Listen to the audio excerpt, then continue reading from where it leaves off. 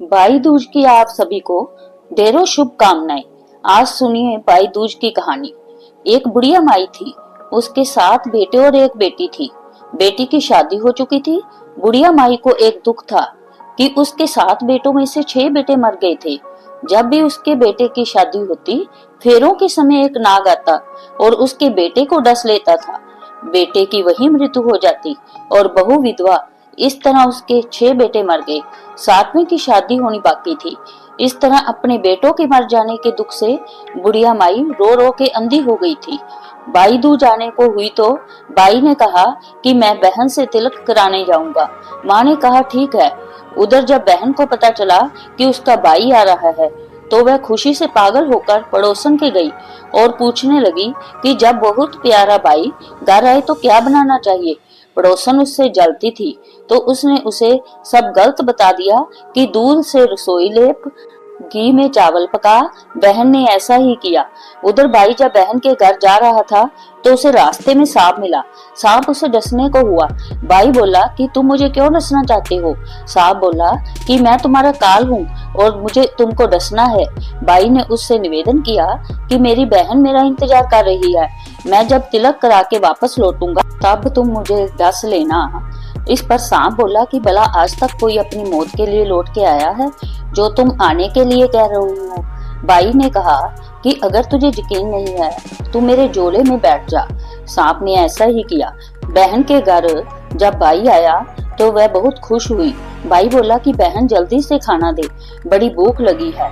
अब बहन खाना कैसे दे, क्योंकि पड़ोसन के बताए अनुसार दूध से लीपकर रसोई सूखी नहीं और घी में चावल पके नहीं। तब भाई ने कहा कि बहन इतनी देर क्यों लग रही है, तू क्या कर रही है। ऐसे में भाई ने बहन को पूरा तरीका बताया कि गोबर से रसोई लीप, दूध में चावल पका। बहन ने ऐसा ही किया। खाना खा के भाई को बहुत जोर नींद आने लगी। इतने में बहन के बच्चे आ गए। बोले मामा मामा हमारे लिए क्या लाए हो। भाई बोला कि मैं कुछ नहीं ला पाया। इस पर बच्चों ने मामा का झोला ले लिया और खोल कर देखा तो उसमें सांप की जगह हीरे का हार था। अगले दिन भाई बोला कि अब मुझे जाना है, मेरे लिए खाना रख दे। बहन ने उसके लिए लड्डू बना के एक डब्बे में रख के दे दिए। भाई कुछ दूर जाकर थक कर एक पेड़ के नीचे सो गया। उधर बहन के जब बच्चों को भूख लगी तो वह माँ से कहने लगे कि माँ खाना दे दो। माँ ने कहा कि खाना अभी बनने में देर है। तो बच्चे बोले कि मामा को जो रखा है वही दे दो। तो वह बोली कि लड्डू बनाने के लिए बाजरा पीसा था, वही बचा पड़ा है, चक्की में जाकर खा लो। बच्चों ने देखा कि चक्की में तो सांप की हड्डियां पड़ी है। यही बात माँ को आकर बताई तो वह पागल सी होकर भाई के पीछे भागी। सभी से पूछती, किसी ने मेरा भाई देखा, किसी ने मेरा भाई देखा। तब एक ने बताया कि कोई लेटा तो है पेड़ के नीचे, देख ले। वही तो नहीं। बागी बागी पेड़ के नीचे पहुंची, अपने भाई को नींद से उठाया। भैया भैया कहीं तूने मेरे लड्डू तो नहीं खाए। तब बहन ने भाई से कहा कि मैं भी घर तक तेरे साथ चलूंगी। कुछ दूर जाने पर उसे एक बुढ़िया मिली जिसने बताया कि तेरे भाई पर संकट है, तेरे 6 भाई मर गए और अब 7वें की शादी होने पर जय भी मरेगा। बहन ने बहुत प्रार्थना करने पर उस बुढ़िया से भाई के बचाने का रास्ता पूछ लिया। भाई के पास आकर बोलने लगी, तू तो जलेगा, कुटेगा, मरेगा। भाई चौंक गया पर उसे कुछ समझ नहीं आई। इसी तरह दोनों भाई बहन माँ के घर पहुंच गए। कुछ समय बाद भाई की शादी तय हो गई। जब भाई को सेहरा पहनाने लगे तो वह बोली, इसको क्या सेहरा बंधेगा, सेहरा तो मैं पहनूंगी, जे तो जलेगा मरेगा। बहन ने देखा उसमें कलगी की जगह सांप का बच्चा था। बहन ने उसे निकाल के फेंक दिया। सभी लोग बहन की तारीफ करने लगे। अब जब भाई घोड़ी चढ़ने लगा तो बहन फिर बोली, जे घोड़ी पर क्यों चढ़ेगा, घोड़ी पर तो मैं बैठूंगी, जे तो जलेगा मरेगा।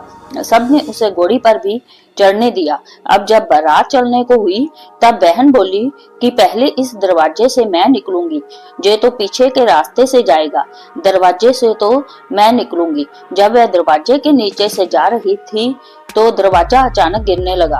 रास्ते में ऐसे करते करते फेरों का समय आ गया।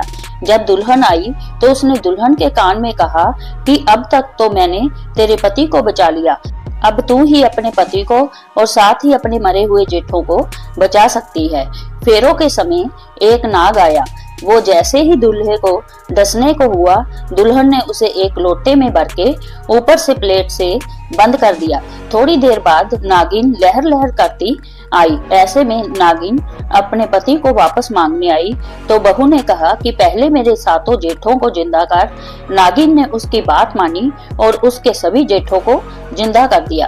उधर रो रो के बुढ़िया का बुरा हाल था कि अब तो मेरा सातवां बेटा भी बाकी बेटों की तरह मर जाएगा। गांव वालों ने उसे बताया कि उसके 7 बेटे और बहुएं आ रही हैं। इसके बाद सभी ने उसकी बहन की प्रशंसा की। जैसे उस बहन ने अपने भाई की रक्षा की, वैसे भगवान सभी के भाइयों की रक्षा करना।